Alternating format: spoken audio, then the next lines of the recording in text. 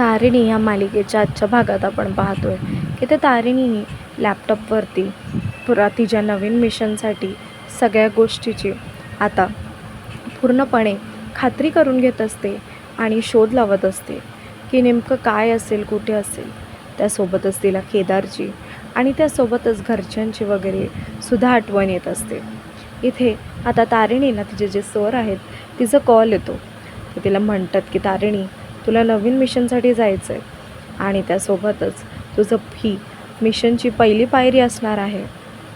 ते लोक कोण आहेत, कसे आहेत हे तुला माहिती नाही, पण मात्र तुला काहीही करून त्यांना शोधून स्वतःहून काढायचं आहे. ते कसे आहेत, काय आहेत हे तुला जाणून घ्यायचं आहे. असं म्हणून आता इथे त्यांचे जे सर आहे ते फोन ठेवतात. इथे आता पूर्ण टीमबद्दल तारिणीला आठवण येत असते की तिच्या टीमसोबत ती कशी काम करायची. प्रत्येकजण हा एक मिळून तिला कसा स्वतःहून हे वेगवेगळे हिंट द्यायचे. पण आता इथे तारिणीला स्वतःहूनच सगळे हिंट्स काढायचे आहेत आणि त्यासोबतच स्वतःहूनच सगळ्या गोष्टी ह्या शोधून काढायच्या आहेत आणि त्या गोष्टीसाठी काम करायचं आहे. इथे तारिणी आता खूपच जास्त स्ट्रेस झालेली असते. ती खूप गोष्टी अशा त्यासोबतच आता इथे वेगवेगळ्या क्लूज ती शोधून काढायचा प्रयत्न करत असते. त्यासोबतच तिची जी टीम जी आहे ती तिला कशी मदत करायची, तिला कशी ती एक गोष्टीसाठी हिंट द्यायची हे स्वतःलाच वचन देते आणि म्हणते की काहीही करून मला हे काम जे आहे. त्यासोबतच ती आता वेगवेगळ्या गोष्टी क्लू करत असते.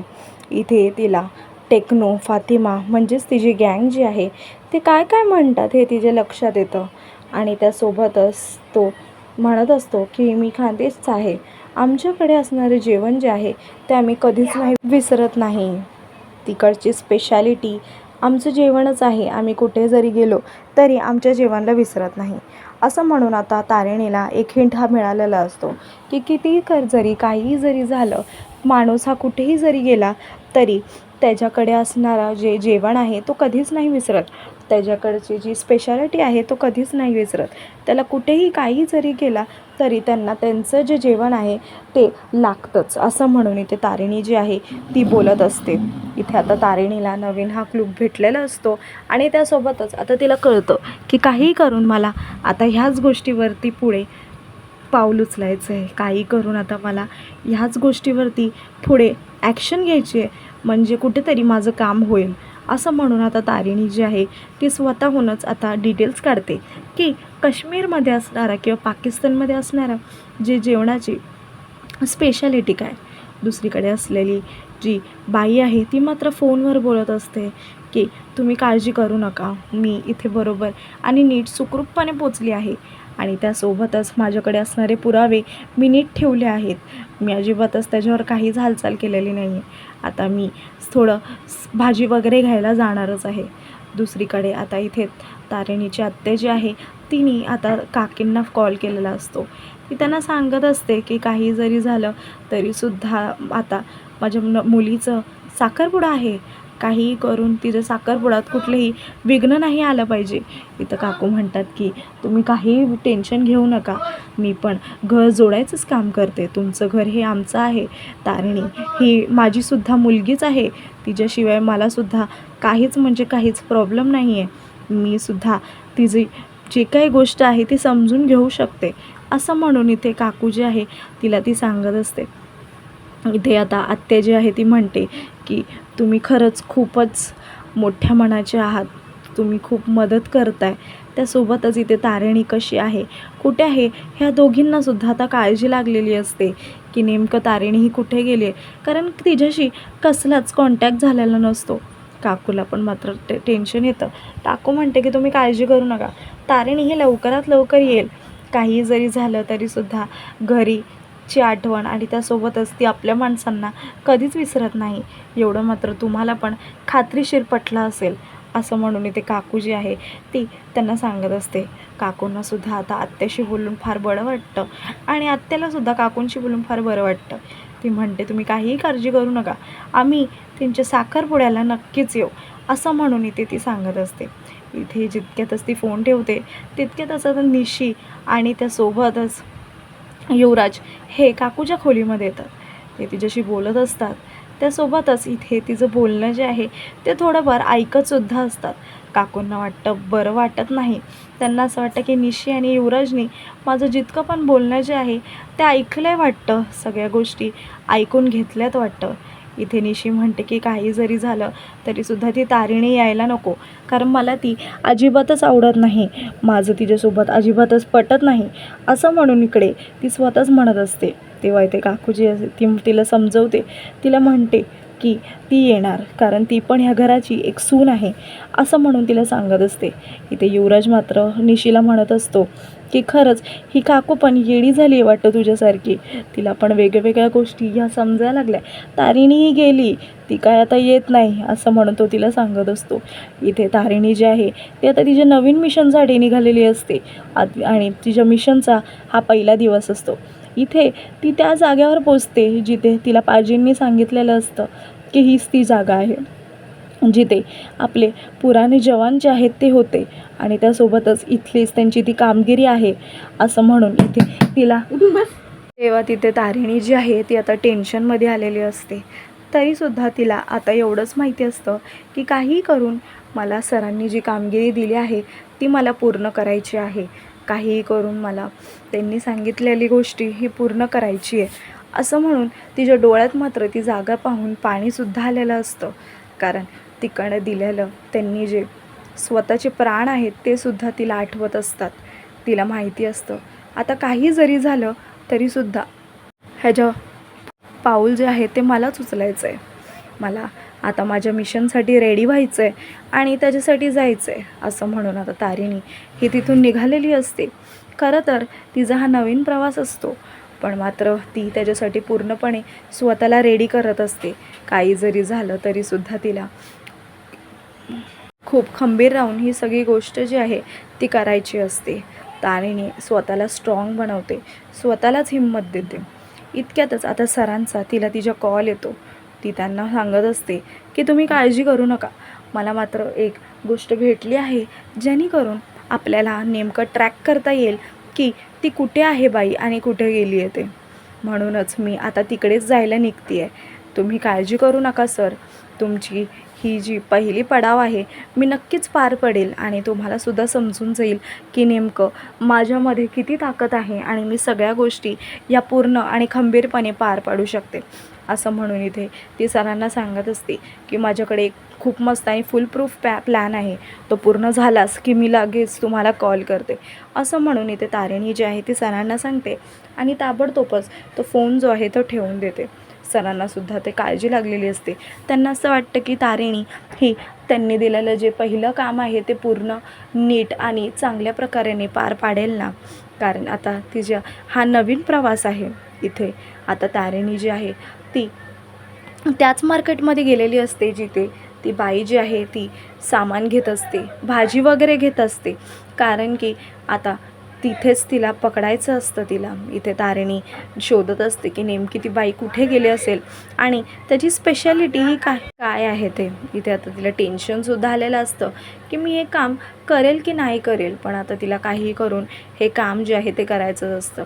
इथे तारिणी आता खुश असते. त्यासोबतच तिला दिसते ती बाई जी आहे ती सगळं सामान घेते आहे, म्हणून ते सोबतच तिथे ती जाऊन तीच शिमला मिरच घेते जी तिला अपेक्षित असते. असं म्हणून आता तारिणीसुद्धा त्याच वाट्याला जायला निघालेली असते. तारिणी पाहते आणि काही करून आता तारिणीला त्या माणसाला गाठायचंच असतं, असं म्हणून आता इथे तारिणी त्या माणसाच्या इकडे जाते. दुसरीकडे मात्र आता इथे तारिणीची टीम जी आहे ती त्यांच्या वेगळ्याच मिशनमध्ये लागलेली असते. त्यांना काहीही करून त्यांचं जे मॅडमने दिलेलं मिशन हे पूर्णच करायचं असतं.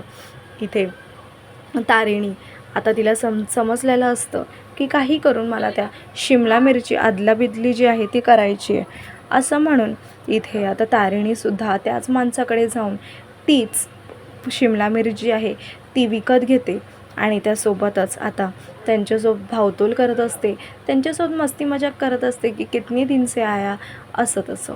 पण इथं तारिणीचा खरा मोटो हा वेगळाच असतो. इथे आता तारिणी खुशीने ती शिमला मिरच घेते आणि त्याच्यामध्ये तिला पाहिजे असणारे ती महत्त्वाची गोष्ट जी आहे ती टाकते. इतक्यातच तारिणी आता त्या बाईला धडकते. त्यासोबतच इथे धडकत्या क्षणी तारिणी त्या सिमला मिरच्याची अदलीबदली करून टाकते. खरं तर आता तारिणीला जे हवं असतं तेच होऊन जातं. तेव्हा इथे तारिणीही तिला सॉरी म्हणते. तिला म्हणत असते की खरंच माफ करा मला, माझं चुकून तुम्हाला धक्का वगैरे लागला. तेव्हा इथे तारिणीही स्वतःहून तिला म्हणते की खरं तर आपण अनोळखी आहोत, आपण आज भेटलो आहे. इथे आता केदार जो आहे तो एका माणसाचा पाठलाग करत असतो. काही करून त्याला त्या माणसाचा पाठलाग करून त्याला भेटायचं असतं आणि त्यासोबतच तो नेमका काय करतो आणि कशासाठी तो इथे आला आहे हे त्याला शोधून काढायचं असतं. काही करून तारिणी नाही म्हणून पूर्ण टीम आता त्याला एकट्यालाच लीड करायची असते. इथे तारिणी जिला भेटते तिला म्हणते की माझं नाव प्रियंका आहे, तुम्ही कोण आहात असं म्हणून त्या बाईला तिचं नाव विचारते. तेव्हा इथे ती तिचं नाव सांगते आणि त्यासोबतच तारिणी तिला म्हणते की मी पण या शहरामध्ये नवीन आहे, आपण नवीन वाटतं आहे, आपण मैत्रिणी झालो तर चांगलंच होईल असं म्हणून तिला सांगत असते. असं म्हणून ती बाई जी आहे ती आता तिकडून निघून जाते आणि त्यासोबतच इथे तारिणीला जे हवं आहे तेच होतं. लगेचच तारिणी जी आहे तिने त्या शिमला मिरचीमध्ये टाकलेलं जे चिप आहे ते मात्र तिला लक्षात राहतं की मी ते चिप जे आहे ते अदलीबदली केलंच आहे.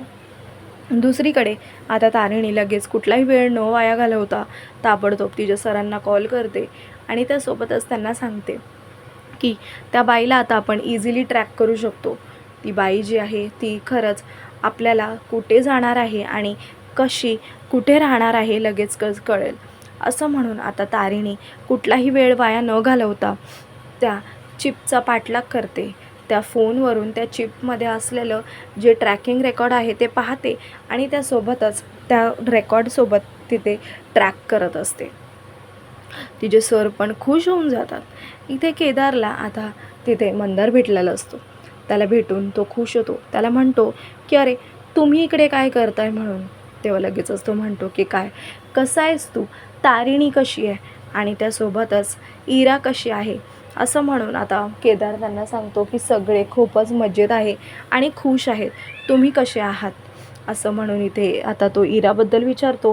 तेव्हा म्हणतो की इरा तुमची खूप आठवण काढते, त्यासोबतच मला माहिती आहे पण तारिणी आहे ना म्हणून मला कसलीच चिंता नाही आहे. इराला जे माझ्याशी बोलायचं असेल तेच इरा स्वतःहून आता तारिणीला बोलेल असं म्हणून इथे तो त्याचं मनाची तसल्ली करून घेत असतो. केदारला मात्र थोडा वेगळाच डाऊट आलेला असतो पण आता केदार कुठलाही विचार न करता मस्तपैकी त्यांच्याशी गप्पा वगैरे मारत असतो. इथे आता तो कौशिकी कशी आहे हे सुद्धा विचारतो. तेव्हा तो सांगतो की हो कौशिकी बरी आहे, कौशिकीला काहीच झालेलं नाही आहे असं म्हणून आता इथे केदार जो आहे तो म्हणतो की तुम्ही इकडे काय करताय. तर लगेचच तो म्हणतो की अरे काय नाही रे, माझं एक छोटंसं काम होतं म्हणूनच मी इकडे आलो होतो. तर लगेचच तो केदारला विचारतो की तू इथे काय करतोयस. तेव्हा लगेचच केदार म्हणतो की काय नाही, माझं पण एक छोटंसंच काम होतं म्हणूनच मी इथे आलेलो असं म्हणून तो सुद्धा त्याला सांगत असतो.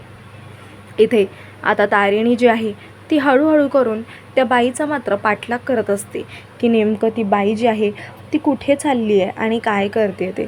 त्या बाईला मात्र वेगळा संशय आलेला असतो पण आता इतक्यातच ती बाई जी आहे ते दाखवत नाही. तारिणीसुद्धा असं दाखवत नाही की नेमकं ती त्या बाईला फॉलो करते आहे. पण इथे काही करून आता तारिणीला तिच्यापर्यंत पोचायचंच असतं. असं म्हणून तारिणी हळूहळू ती बाई जिथे चालली आहे तिथे तिच्या मागे जात असते. आता ती बाई जी आहे ती तिच्या घरी पोचून जाते. त्यासोबतच आता ती बाई जी आहे तिने विकत घेतलेले जे शिमला मिरची आहे ते कापायचा प्रयत्न करत असते कारण तिला स्वयंपाक करायचा असतो. स्वयंपाक करतानाच आता तिला जे हवे ते शिमला मिरच घेत असते. इथे तारिणीला समजून गेलेलं असतं की नेमकी ती बाई जी आहे ती कुठे गेली आहे म्हणून. तेव्हा इथे लगेचच तारिणी कुठलाही विचार न करता तिकडेच खाली आधी थांबते आणि त्यासोबतच इथे ते वेट करायचा विचार करत असते. इथे आता तारिणी हळूहळू त्या जागेवर पोचलेली असते. इथे आता ती बाई जी आहे ती एक शिमला मिरच कापत असते आणि त्यासोबतच इथे आता तारिणी जी आहे ती हळूहळू तिथे पोचायचा प्रयत्न करत असते. ती बाई जेव्हा शिमला मिरच कापत असते त्याच्यामध्ये आता तिला ती चिप सापडते. ती चिप जी आहे तिला समजून जाते की ही साधी भोळी चिप नाही आहे. हे काहीतरी वेगळंच आहे असं म्हणून आता तिलासुद्धा संशय येतो आणि ती कुठलाही न विचार करता ती चिप डायरेक्ट जाऊन गॅसवरती जाळते आणि इथे तारिणीला जाळत असलेला तो जो वास आहे आणि त्यासोबतच ती हवा जी आहे ती बाहेर दिसते. तारिणी शॉक होऊन जाते. तारिणी आता काहीही ॲक्शन न घेता डिरेक्टली सरांना कॉल करते आणि म्हणते की सर इथे इमर्जन्सी आली आहे. मला असं वाटते की त्या बाईला सगळं समजलं आहे. कुठलाही विचार न करता तारिणी म्हणते की साठी थांबायची मला अजिबातच वेळ नाही आहे. मला स्वतः आता तिकडे जावं लागेल. असं म्हणून आता तारिणी स्वतः त्या बाईच्या इकडे जाते. त्यासोबतच जशी ती तिथून जात असते तशी ती बाई जी आहे त्या घरामध्ये असलेले जितके पण पुरावे आहेत ते जाळून टाकायचा प्रयत्न करत असते.